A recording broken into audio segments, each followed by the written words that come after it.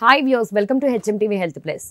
మనిషికి శారీరక ఆరోగ్యంతో పాటు మానసిక ఆరోగ్యం కూడా చాలా ఇంపార్టెంట్. మానసిక ఆరోగ్యం కనుక లేకపోతే మనిషి జీవితం అతలాకుతలం అవుతుంది. ఎంతో ఒత్తిడికి లోనై ఆత్మహత్య చేసుకోవాలనిపిస్తుంది, లేకపోతే ఎదుటి వాళ్ళని ఇబ్బంది పెట్టాలనిపిస్తూ ఉంటుంది. సో ఈ నేపథ్యంలో అంటే మానసిక ఆరోగ్యం కనుక సరిగా లేకపోతే ఎందుకు సైకోసిస్లా బిహేవ్ చేస్తున్నావు, ఉన్మాదిలా బిహేవ్ చేస్తున్నావు అంటూ అంటారు కూడా. అంటే మానసిక ఆరోగ్యం బాగోలేకపోవడం వల్లనే ఇలా బిహేవ్ చేస్తూ ఉంటారనమాట. అసలు మానసిక ఆరోగ్యం బాగోలేకపోవడానికి కారణం ఏంటి, ఈ సైకోసిస్కి లక్షణాలు ఎలా ఉంటాయి, దీని నుంచి ఎలా ఓవర్కమ్ అవ్వాలి, అలాంటి విషయాలు తెలియజేయడానికి మనతో పాటు ఉన్నారు ప్రముఖ సైకాలజిస్ట్ అలాగే life skill expert Krish Radhakrishna garu. వారితో మాట్లాడి మరిన్ని సందేహాలు నివృత్తి చేసుకుందాం. నమస్తే క్రిష్ రాధాకృష్ణ గారు. సో క్రిష్ గారు, అసలు ఉన్మాదం అంటూ ఉంటారు కదా, అసలు సైకోసిస్ అంటే ఏంటి, ఉన్మాదం అంటే ఏంటి? సైకోసిస్ అండి దాన్ని క్యాటటోనియా అంటారు. అంటే one of the factors is catatonia. వీళ్ళలో టూ మచ్ ఆఫ్ నెగటివ్ ఉంటుంది. వీళ్ళలో they are very obsessive people. వీళ్ళ లోపల వాళ్ళు అనుకున్నది ఒక ఊహాజనితంగా ఉండి నేను చేస్తున్నది correct, and these people are very very negative. వీళ్ళు ఎంత నెగటివ్గా ఉంటారు అంటే మీరు ఏ పాజిటివ్గా మాట్లాడినా కూడా మళ్ళీ దాన్ని వాళ్ళు నెగటివ్గానే తీసుకుంటారు. అయితే ఈ మధ్యన ఈ సైకోసిస్ ఇష్యూస్ అన్నది చాలా ఎక్కువైపోతుంది. ఇవన్నీ కూడా మనకు తెలియకుండానే సబ్లిమినల్ అఫర్మేషన్స్ అంటాము.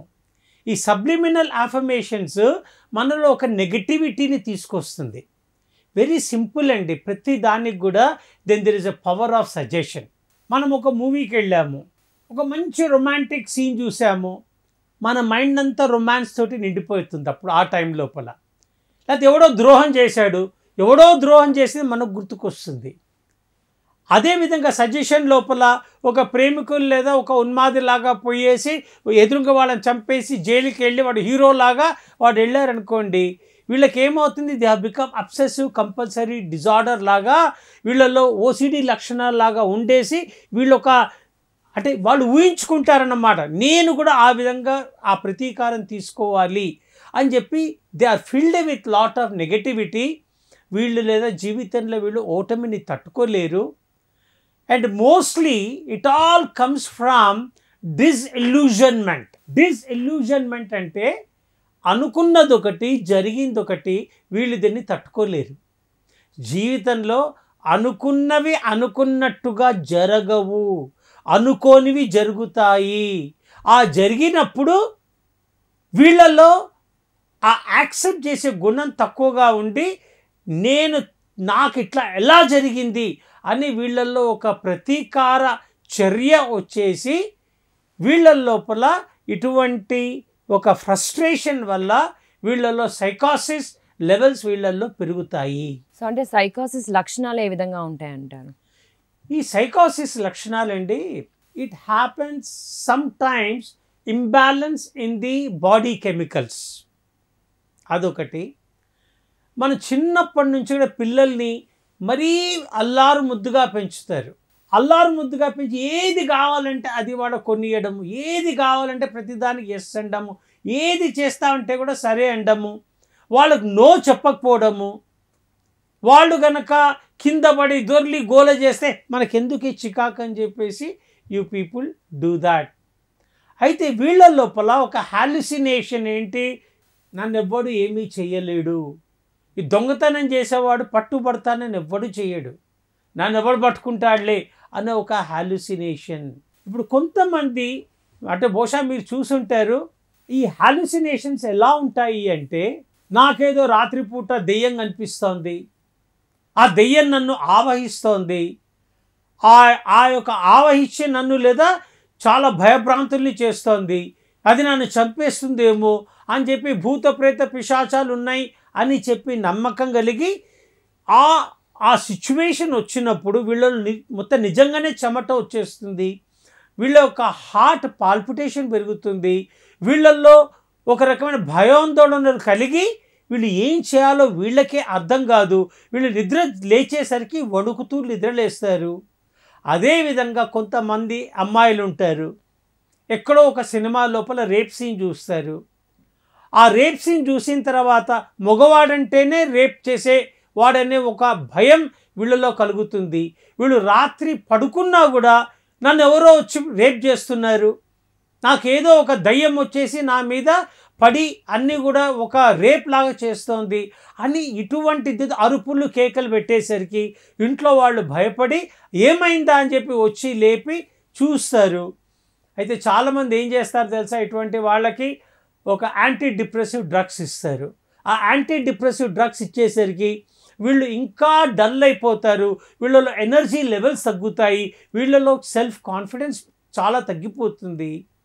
అటువంటి వాళ్ళకి మీరు ఒక పెన్ అండ్ పేపర్ ఇచ్చి వీళ్ళకి నీకు ఏమవుతోంది అదంతా కూడా చదవమని చెప్పాలి. చదవమని చెప్పిన తర్వాత ఇది నిజంగానే అయిందా, ఇది నిజంగానే జరుగుతోందా, ఇది నీ హాలుసినేషనా రియాలిటీయా?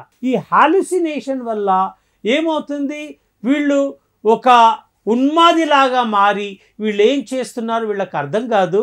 ఇటువంటి వాళ్ళలో ఒక హ్యాబిట్ ఉంది, వీళ్ళు అనుకున్నది జరిగి తీరాల్సిందే. అనుకున్నది జరగకపోతే వీళ్ళు ఒక్కోసారి రాత్రుళ్ళు ఏంటంటే నాకు నేను చంపుకుంటానని పక్కన స్పూన్ ఉన్నా ఒక పెన్ను ఉన్నా కూడా వాళ్ళకు వాళ్ళు పొడుచుకున్నటువంటి సంఘటనలు కూడా ఉంటాయి. ఇటువంటి వాళ్ళ లోపల తను చెప్పిన మాట జరిగి తీరాలి అనే ఒక కెపాసిటీ ఉంది. అయితే నిజ జీవితంలో కనుక అది జరగకపోయేసరికి ఇటువంటి వాళ్ళు నిద్రపోయినప్పుడు ఇటువంటి సిచ్యువేషన్స్ ఏర్పడి అటువంటి హాలుసినేషన్ లోపల వీళ్ళకి ఏదైతే అన్ఫుల్ఫిల్డ్ డిజైర్స్ ఉంటాయో that gets done in there hallucination. ఆ హాలుసినేషన్ లోపల ఉన్నవాళ్ళు ఒక్కోసారి మొగుడు పక్కన పడుకొని ఉన్నా ధనాధన్ బాధేస్తారు, అయ్యో నాకు తెలియదండి అంటారు. ఏంటంటే వాళ్ళకి ఆ హాలుసినేషన్ లోపల ఆ ఎదురుంగా వాళ్ళు ఏదో చేసిన దానికి వాళ్ళు నిజంగానే కొట్టేస్తారన్నమాట పక్క వాళ్ళని. ఇటువంటి డిస్ట్రక్టివ్ బిహేవియర్ కూడా ఇటువంటి వాళ్ళ లోపల ఉంది. కొంతమందికి పోస్ట్ నాటల్ సైకోసిస్ అంటారు.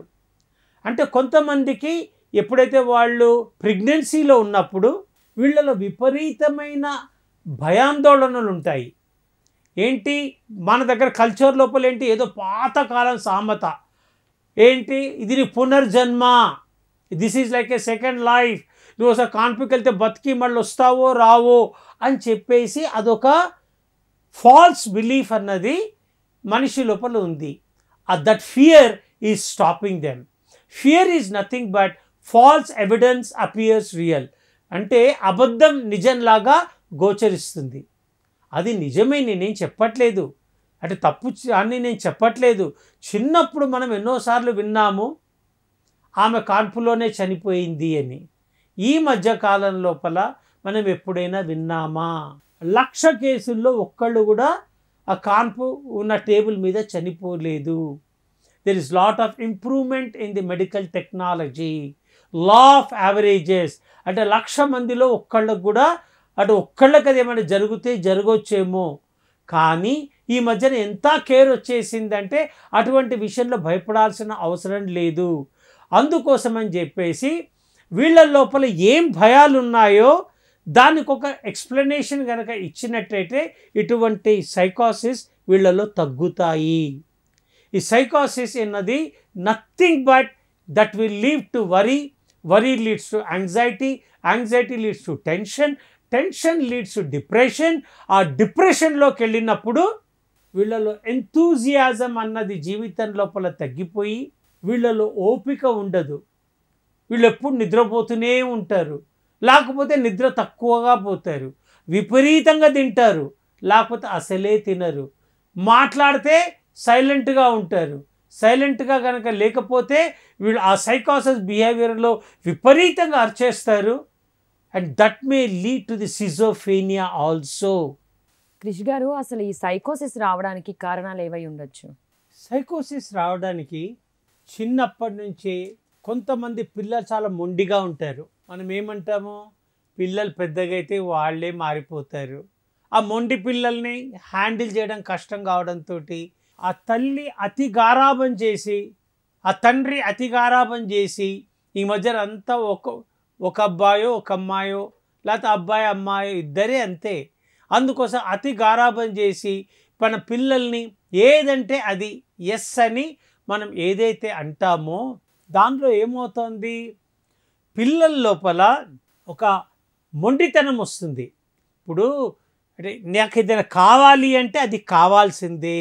వాళ్ళు పెరిగి పెద్దగా అయిన తర్వాత ప్రపంచం తల్లిదండ్రులు కాదు కదా, ఆ ప్రపంచము అమ్మ నాన్న ఏది అడిగితే అది కొనిపెడతారు, నువ్వు ఏదంటే దానికి ఎస్ అని చెప్తారు.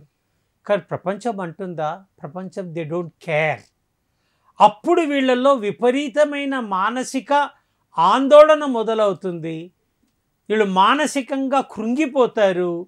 ఎట్లయినా ఆ చిన్నప్పటి బిహేవియర్ ఏదైతుందో వీళ్ళకి ఆ రియాలిటీ చెక్ అన్నది వీళ్ళలో ఉండదు. వీళ్ళ లోపల డెల్యూషన్ అన్నది వస్తుంది. అంటే డెల్యూషన్ అంటే లేనిది ఉన్నట్టుగా వీళ్ళు ఊహించుకుంటారు.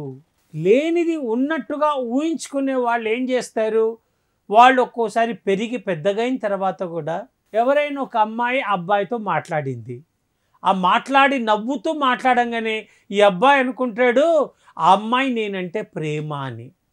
బహుశా ఆ అమ్మాయి నేచరే అందరితో నవ్వుతూ మాట్లాడుతుంది, అందరితో మంచిగా ఏంటంటే కలిసి మెలిసి ఉంటుంది, అందరితో కూడా చాలా సోషల్గా మూవ్ అవుతుంది. అయితే ఈ సైకాసిస్ ఉన్న వాళ్ళకేంటి, నా మట్టుకే నాతోటే ఆ అమ్మాయి నవ్వుతూ మాట్లాడింది, ఆ నవ్వుతూ పలకరించింది. ఎప్పుడైనా అంటే ఏదో ఒక స్నేహితుల్లాగా ఒక వీపు తట్టి ఇట్లా టచ్ చేసింది అనుకోండి, అబ్బో నేనంటే ఎంత ప్రేమ, అందుకోసమే నన్ను టచ్ చేసింది అని చెప్పేసి ఈయన కూడా ఎప్పుడో ఒకప్పుడు ఆ అమ్మాయిని టచ్ చేయడానికి ప్రయత్నం చేస్తాడు. టచ్ చేసినా కూడా ఆ అమ్మాయి ఏమీ అనకపోవచ్చు, ఎందుకు స్నేహితుడే కదా అని చెప్పేసి. కానీ డెల్యూషన్ ఏంటి ఈ అబ్బాయికి, నేను టచ్ చేసినా కూడా ఈ అమ్మాయి ఏమీ అనలేదు అనేసి ఏం చేస్తాడు, ఆ అమ్మాయి పట్ల ప్రేమ పంచుకుంటాడు. ఆ ప్రేమ పెంచుకోవడం ఎంతవరకు వెళ్ళిపోతుంది అంటే ఆ అమ్మాయి ప్రేమిస్తుంది అనే ఒక భ్రమ లోపల ఆ అబ్బాయి ఉంటాడు. కానీ ఆ అమ్మాయి వేరే అబ్బాయిలతో కూడా అంతే సోషల్గా మూవ్ అవుతుంది, అందరితో కూడా అట్లాగే నవ్వుతూ మాట్లాడుతుంటుంది. ఈ అబ్బాయి భ్రమ లోపల ఒక డెల్యూషన్ లోపల ఉండి ఈ అబ్బాయిలో ఇది కొద్దిగా ఎక్కువైపోయిన తర్వాత బైపోలార్ డిజార్డర్ వచ్చేసి, బైపోలార్ అంటే ఒకప్పుడు చాలా మంచిగా ఉంటాడు, ఒక్కోసారి చాలా అగ్రెసివ్గా అయిపోతాడు. ఆ అమ్మాయితో చాలా మంచిగా చాలా ప్రేమగా నువ్వంటే ఎంత ఇష్టం అనుకుంటే ఎంతో గౌరవంగా ఎంతో మంచిగా ఎంతో ప్రేమగా ఎంతో సఖ్యంగా ఉన్నటువంటి ఆయన, నేను నీతో ప్రేమలో ఉన్నాను, మన ఇద్దరం పెళ్లి చేసుకుందాము అంటే నీది ప్రేమ కాదు, నువ్వు ఒట్టి స్నేహితుడు మాత్రమే అనేసరికి నాకు దక్కలేదని ఒక ఉక్రోషంతో ఆ అబ్బాయి ఒక బైపోలార్ ఇంకొక సైడ్ ఆఫ్ ది పర్సన్ బయటకు వచ్చేసి, నువ్వు నన్ను వాడుకున్నావు, నువ్వు నన్ను యూజ్ చేసుకున్నావు, నువ్వు నన్ను మోసం చేసావు, నన్ను వదిలి నువ్వు ఆ అబ్బాయి వెంబడి నువ్వు తిరుగుతావా, నేను నీకు వార్నింగ్ ఇస్తున్నాను, ఆ అబ్బాయి వైపు చూడొద్దు, ఆ అబ్బాయితో స్నేహితుడుగా నువ్వు స్నేహితురాలుగా ఉండొద్దు. అరే నువ్వు స్నేహితుడివే, ఆయన నాకు స్నేహితుడే, నువ్వు క్లాస్మేటే, ఆయన క్లాస్మేటే, నువ్వెవరు నాకు చెప్పడానికి, నువ్వెవరంటావా నువ్వు నన్ను, నేను నిన్ను ప్రేమించిన వ్యక్తిని, నేను నిన్ను పెళ్లి చేసుకుంటా, నిన్నేమైనా పెళ్లి చేసుకుంటా అని చెప్పానా, అయితే నన్ను పెళ్లి చేసుకోకపోతే నువ్వు నన్ను వాడుకున్నావా, నువ్వు నాతో ఎందుకు ఇలా ఉన్నావు, నువ్వు నన్ను మోసం చేసావు అని చెప్పి ఆ అమ్మాయి పట్ల పగ పెంచుకొని ఆ అమ్మాయిని కడ తీర్చడానికి కూడా వెనకాడాడు. ఎందుకంటే ప్రపంచంలో అడిగింది ఆ చిన్నప్పుడు ఎవ్వరూ కాదనలేదు. ఆ చిన్న పిల్లగా ఉన్నప్పుడు అమ్మ నాన్న కొనియకపోయినా అంకుల్ ఆంటీయో ఆ చాక్లెట్ కొనిచ్చారు. అప్పటి నుంచి ఏంటి ప్రపంచం నేను ఏది అడిగినా కూడా నన్ను కాదనదు అనే ఒక విపరీతమైనటువంటి ఓవర్ కాన్ఫిడెన్స్ వచ్చేసి ఆ సైకాసిస్ బిహేవియర్కి అదొక నాంది వేయడం వల్ల ఇటువంటి వాళ్ళల్లో ఈర్ష్యా ద్వేషాలు మొదలైపోయి వీళ్ళల్లో కాన్ఫిడెన్స్ అన్నది తగ్గిపోయి వీళ్ళు సడన్గా మంచిగా ఉంటారు, సడన్గా అగ్రెసివ్గా ఉంటారు, మంచిగా మాట్లాడతారు, విపరీతమైన తిట్లు తిడతారు, ఒక్కోసారి ఎంతో ఎంతో నమ్రతతో ఉంటారు, ఒక్కోసారి వాళ్ళ అరిచే అరుపులకు మొత్తం ఫ్లాట్, అందరూ కూడా ఉరుక్కుంటూ వస్తారు ఏమైపోయిందా అని. ఒక్కోసారి ఎంతో ప్రేమగా ఉంటారు, ఒక్కోసారేమో కొట్టను కూడా కొడతారు, ఫిజికల్ అబ్యూస్ కూడా చేస్తారు. ఇవన్నీ కూడా ఏదైతే సైకాసిస్ బిహేవియర్ ఉందో, ఈ సైకాసిస్ బిహేవియర్ వల్ల ఇటువంటి మనుషులు చాలా సెల్ఫిష్గా ఉంటారు. ఆ సెల్ఫిష్గా ఉండి ఆ మనిషి నాకే దక్కాలి, వేరే వాళ్ళకు దక్కకూడదు అని ఒక కాన్సెప్ట్ తోటి వీళ్ళు ఏదైతే డెల్యూషన్, ఒక ఊహా ప్రపంచంలో ఉంటారో, ఆ ఊహలకు తగ్గట్టుగా లైఫ్లో సిచ్యువేషన్ కనుక లేకపోయినట్టయితే వీళ్ళల్లో ఒక ఉన్మాది బయటకు వచ్చి వీళ్ళు చేసే పనులు చాలా క్రిమినల్ యాక్టివిటీస్ లాగా ఉంటాయి. ఇది ఎదురుగా వాళ్ళకి ఎంత కష్ట నష్టాల్ని కలిగించడానికి కూడా వీళ్ళు వెనుకాడరు. ఈ ఉన్మాది తనం ఏదైతే వీళ్ళలో చిన్నప్పటి నుంచే వీళ్ళలో మొదలవుతుందో, ఆ తల్లిదండ్రులు వీళ్ళ పట్ల కొద్దిగా కర్కశంగానే ఉండాలి. అడిగినవన్నీ వీళ్ళకి ఇప్పించకూడదు. Don't say yes if you want to say no. ఆ పిల్లవాడు గొడవ చేస్తున్నాడని చెప్పేసి యూ సే నో. కానీ ప్రపంచం అంతా ఎస్ అన్నది కదా. ఈ చిన్నది కనుక గుర్తుపెట్టుకొని ఆ తల్లిదండ్రులు కనుక విచక్షణగా రహితంగా కనుక ఉన్నట్టయితే వీళ్ళల్లో ఆ ఉన్మాదిగా మారేటువంటి లక్షణాలు చాలా తగ్గుతాయి. వీళ్ళలో సైకోసిస్ తగ్గుతుంది. వీళ్ళ లోపల ఆ డిప్రెషన్కి వెళ్ళకుండా వీళ్ళు రియాలిటీ లోపల ఉంటారు, లేకపోతే ఊహా ప్రపంచం లోపల బతుకుతారు. You should be careful. ఇటువంటి ఆలోచనలు, ఇటువంటి బిహేవియర్ కనిపించినప్పుడే అంకుల్స్ కానీ ఆంటీస్ కానీ లేకపోతే వాళ్ళ స్నేహితులు కానీ తల్లిదండ్రులు కానీ వీళ్ళని చిన్నప్పటి నుంచే కనుక కరెక్ట్ చేస్తే వీళ్ళ లోపల డెఫినెట్గా మార్పు వస్తుంది. ఈ సైకోటిక్ బిహేవియర్ వీళ్ళలో ఉండదు. అంటే అసలు దీన్ని ఎలా గుర్తించాలంటారు?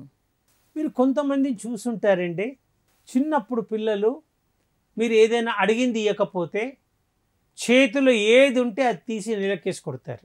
మీరు చూసుంటారు చిన్నప్పుడు. వీళ్ళలో డెల్యూషన్ ఏంటి? నాకు ఏది అడిగితే అది నాకు రావాల్సిందే. ఇప్పుడు మోస్ట్ ఎక్స్పెన్సివ్ ఐఫోన్ ఉన్నా కూడా వాడికి ఐఫోన్తో పని లేదు, ఆ చిన్న పక్కన స్పూన్తో పని లేదు. ఆ ఐఫోన్ తీసి నేలకు కొడితే ముక్కలు ముక్కలు అయిపోతుంది. ఎందుకు? అబ్బా వీడు అన్నీ పగలగొడతాడు వీళ్ళు అని చెప్పేసి వాళ్ళు ఏది అడిగితే వాళ్ళు కొనిస్తారు. కొంతమంది వాళ్ళు ఊహా ప్రపంచంలో ఉంటారు, నాకు ఏది కావాలంటే అది వస్తుంది.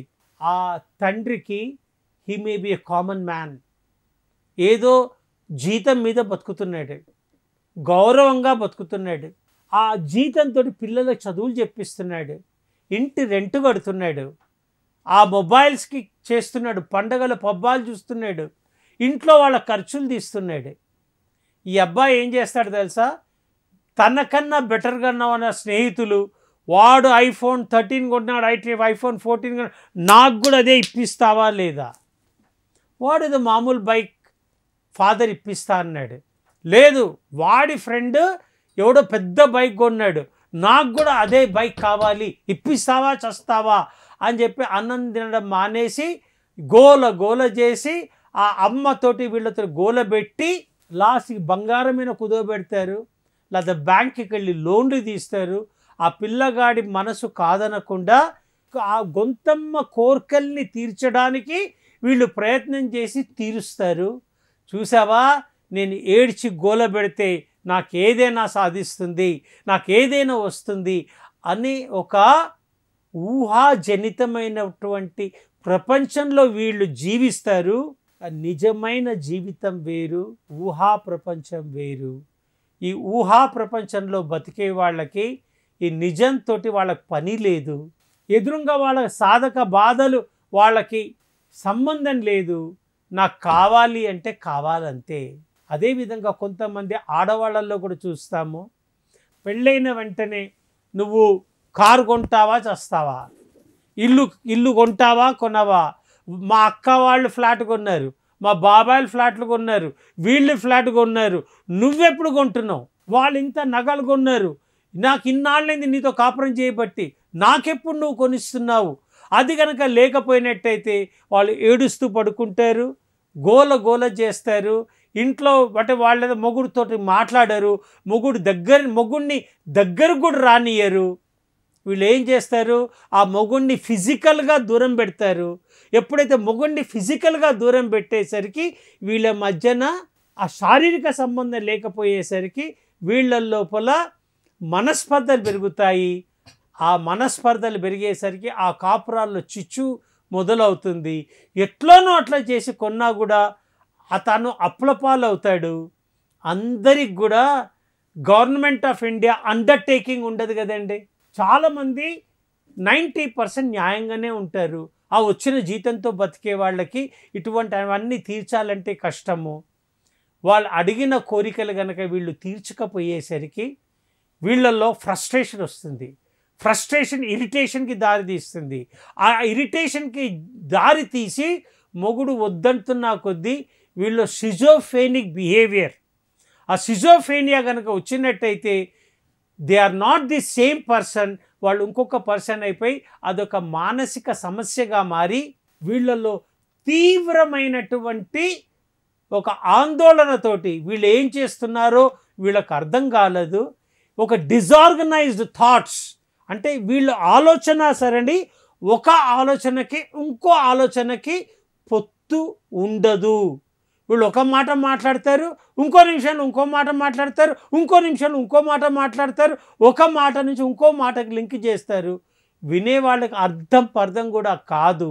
ఏదైతే అర్థం పర్థం లేకుండా మాట్లాడి ఏదైతే డిజార్గనైజ్డ్ థాట్ ప్రాసెస్ తోటి వీళ్ళు ఉంటారో ఇటువంటి వాళ్ళలో కన్ఫ్యూజన్ మొదలవుతుంది. ఆ కన్ఫ్యూజన్ వల్ల వీళ్ళకి క్లారిటీ తగ్గుతుంది. ఆ క్లారిటీ తగ్గడం వల్ల వీళ్ళ మనస్సు భ్రమిస్తుంది. ఆ మనస్సు భ్రమించడం వల్ల వీళ్ళల్లో విపరీతమైన కోపతాపాలు మొదలవుతాయి. ప్రతిదానికి అలుగుతారు, ప్రతిదానికి సాధిస్తారు. ఎదురుగా వాళ్ళు చెప్పే మాటలు వినరు. వీళ్ళు ఏం చేస్తారు, మొగుడి పట్ల అత్తగారు ఇంకా ఆ తోటి కోడళ్ళతోటి కొట్లాట లేకపోయినా, మనస్పర్ధ లేకపోయినా వీళ్ళ మొగుడు వాళ్ళతో క్లోజ్గా ఉండడం వల్ల వాళ్ళ మీద లేనిపోని సాడీలు, అంటే ఒక డిజల్యూషన్మెంట్ తోటి అటువంటి మాటలన్నీ కూడా మొగుడికి చెప్పి వీళ్ళిద్దరి మధ్యన కూడా కలహాల్ని క్రియేట్ చేసి నేను అనుకున్నది సాధించలేకపోతే నువ్వెలా సంతోషంగా ఉంటావు, ఆ మొగుడు కూడా సంతోషంగా ఉండడానికి లేదు, ఆ ఇంట్లో వాళ్ళు ఎవరు సంతోషంగా ఉండడానికి లేదు అని వీళ్ళ స్వార్థ ప్రయోజనాల కోసం ఈ సైకోసిస్ బిహేవియరు షిజోఫ్రెనిక్గా మారి వీళ్ళలో ఒక అగ్రెసివ్ బిహేవియర్ తోటి వీళ్ళు ఒక స్ప్లిట్ పర్సనాలిటీ తోటి ఎదురుగా వాళ్ళని వేధించి వాళ్ళు వేధింపబడి వీళ్ళ జీవితాల్ని అష్ట కష్టాలు పాలు చేసుకుంటారు. సో అలాగే అంటే సైకోసిస్ ఉన్న వాళ్ళకి ఎలాంటి కౌన్సిలింగ్ అవసరం, అంటే దీన్ని ఎలా ఓవర్కమ్ చేయాలంటారు? సైకోసిస్ ఇనిషియల్ స్టేజెస్లో కనుక ఉన్నట్టయితే వీళ్ళని ప్రేమానురాగాలతోటి దగ్గరికి తీసుకొని వీళ్ళ మీద భుజం మీద చెయ్యేసి నేనున్నాను నాన్న, నేను ఇట్లా ఉన్నాను, నువ్వు అడిగింది తప్పు లేదు, నువ్వు కోరుకున్నది తప్పు లేదు, కానీ నా పరిస్థితి నీ యొక్క విషెస్ని ఫుల్ఫిల్ చేయలేను. ఎందుకు అంటే క్లియర్గా నాకు వచ్చే జీతం ఇంత నాన్న, ఒక భర్త అయినా సరే భార్యకి నాకు వచ్చే జీతం ఎంత, నేను కట్టే అద్దె ఇంత, పిల్లల చదువులు ఇంత, మన ఖర్చులు ఇంత, మన ఇంట్లోకి తీసుకొచ్చే సరుకులు ఇంత, మన పండగలకి పబ్బాలకి ఇది ఇంట్లా, మన యొక్క ఫ్యూచర్ కోసం మనకింత కావాలి అని చెప్పేసి ప్రేమగా చెప్పినట్టయితే వాళ్ళకి కాదనకుండా నువ్వు అడిగింది తప్పు లేదు, డోంట్ ఆస్క్, అంటే don't give directions, ask questions instead of giving direct orders. లేదు వీలు కాదు, లేదు ఇయ్యను అని చెప్పి అట్లా అనకుండా ask questions instead of giving direct orders. Questions ఏంటి, మనం దీన్ని మన లైఫ్ లోపల మనం దీన్ని అఫోర్డ్ చేయగలమా, మన లైఫ్ లోపల ఇది వీలవుతుందా, ఇది మనము చెయ్యగలమా, మనకు కనుక అప్పులు కనుక బయట నుంచి తీసుకొచ్చినట్టయితే మళ్ళీ తీర్చేది ఎలా. ఇప్పుడు నాకు క్రెడిట్ కార్డు ఉంది, నేను దాని టైం లోపల ఒక నెల లోపల కనుక కడితే నాకు ఇంట్రెస్ట్ పడదు. కానీ నెల దాటిన తర్వాత నేను గనక అందులో ₹1 నేను బాకీ పెట్టినా కూడా ఆ టోటల్ మీద నేను 3% ఇంట్రెస్ట్ కట్టాలి. ఆ 3% ఇంట్రెస్ట్ నేను కట్టడం అవసరమా? అంటే అవసరం కడితే మన ఫైనాన్షియల్ పొజిషన్ ఎలా ఉంటుంది అని 1-2 సార్లు ప్రతిసారి మీరు ప్రేమగా ఒక క్వశ్చన్స్ కనుక అడిగినట్టయితే వాళ్ళ లోపల మార్పు వచ్చేటువంటి అలవాటు ఉంటుంది. కానీ ఇదంతా కూడా మొక్కై వ్రంగంది మానే వ్రంగుతుందా అన్నది ఆ సామెత చాలా కరెక్టేది. చిన్నప్పటి నుంచే అమ్మాయిలో కానీ అబ్బాయిలో కానీ ఆ తల్లిదండ్రులు ఇటువంటి సైకోసిస్ బిహేవియర్, మొండి వైఖరి, ఊహల్లో బ్రతికేటువంటి పిల్లల్ని వాళ్ళకి రియాలిటీ చెక్ చేయించినట్టయితే వీళ్ళ లోపల ఒక వాస్తవాల్ని గుర్తిస్తారు. జీవితం లోపల మనం ఎక్కడున్నాము అన్నది వాళ్ళకి అర్థమవుతుంది. వాళ్ళ జీవితంలో కూడా ఏంటంటే వీళ్ళకు అండర్స్టాండ్ చేయించాలి. నానా మనం ఇక్కడి నుంచి ఫస్ట్ ఫ్లోర్ ఎక్కాలి, డైరెక్ట్ ఎక్కగలమా? ఒక్కొక్క మెట్టు మనం ఎక్కుతూ వెళ్ళాలి. నువ్వు ఇప్పుడు డిగ్రీ కాలేజ్కి వచ్చావు, నువ్వు డైరెక్ట్ డిగ్రీ కాలేజ్కి వచ్చావా? ఫస్ట్ నువ్వు ప్రిపరేటరీ క్లాస్కి వెళ్ళావు, ఎల్కేజీకి వెళ్ళావు, కేజీకి వెళ్ళావు, ఫస్ట్, సెకండ్, థర్డ్, ఇంటర్మీడియట్ ఇవన్నీ చదివి స్టెప్ బై స్టెప్ ఇవాళ నువ్వు డిగ్రీలోకి వచ్చావు. నాన్న నువ్వు చాలా తెలియగలవాడివి, you are very intelligent, you are very brilliant. నువ్వేం చేయి నాన్న, నువ్వు ఒక గోల్ ఏర్పరచుకో. నేనంటే ఈ లెవెల్కి వచ్చాను, నువ్వు నాకన్నా తెలియగలవాడివి, నువ్వు ఇంకా జీవితంలో ఎక్కడో ఉంటావు. నువ్వు నా నుంచి ఆశించకుండా నీ స్వశక్తితోటి నువ్వు ఏం చేయగలవు అని చెప్పి రాసుకొని దానికోసం ఇప్పటి నుంచే చదివి దానికోసం శ్రమించి నేను దాన్ని ఏ విధంగా సాధించగలను అనే ఒక ప్రణాళిక కనుక నువ్వు రచించుకున్నట్టయితే నీ డ్రీమ్స్ అన్నీ కూడా నీకు ఫుల్ఫిల్ అవుతాయి అని పిల్లలకి రియాలిటీ చెక్ కనుక చెప్పినట్టయితే అమ్మాయిలకి అబ్బాయిలకి వీళ్ళలో సైకోసిస్ బిహేవియర్ అనేది తగ్గుతుంది. వీళ్ళకి చిన్నప్పటి నుంచే చెప్పాలి. ఎందుకంటే ఈ మధ్యన love marriages, living in relationships అంటే అమ్మాయి అబ్బాయి కలిసి ఉండడం అన్నది చాలా కామన్ అయిపోయింది. ఇవాళ నేను మా ఫ్రెండ్తో నేను అమెరికాలో మాట్లాడుతుంటేనే అదే చెప్పారు. అమ్మాయిలు అబ్బాయిలు చాలామంది అక్కడ అమెరికాకి వెళ్ళిన తర్వాత తల్లిదండ్రులకు తెలియని కూడా తెలియదు they are in a living in relationship. ఎందుకు? ఆ రూమ్ రెంట్ తగ్గుతుందని చెప్పి అమ్మాయిలు అబ్బాయిలు అందరూ కలిసి ఒకటే రూమ్లో ఉన్నప్పుడు, ఒకటే కారులో వెళ్తున్నప్పుడు, ఒకటే చోట వీళ్ళు రాత్రింబగళ్ళు ఉన్నప్పుడు వీళ్ళల్లో సాన్నిహిత్యం పెరిగి వీళ్ళల్లో ఫిజికల్ ప్రాక్సిమిటీ కూడా పెరుగుతుంది. అయితే ఏమవుతుంది, వీళ్ళలో ఎక్స్పెక్టేషన్స్ పెరుగుతాయి. పెళ్ళికి ముందు lover my honey, my sweetie, you are so sweet, you are so nice, you are so wonderful అని ఎన్నో చిలక పలుకులు పలుకుతాడు.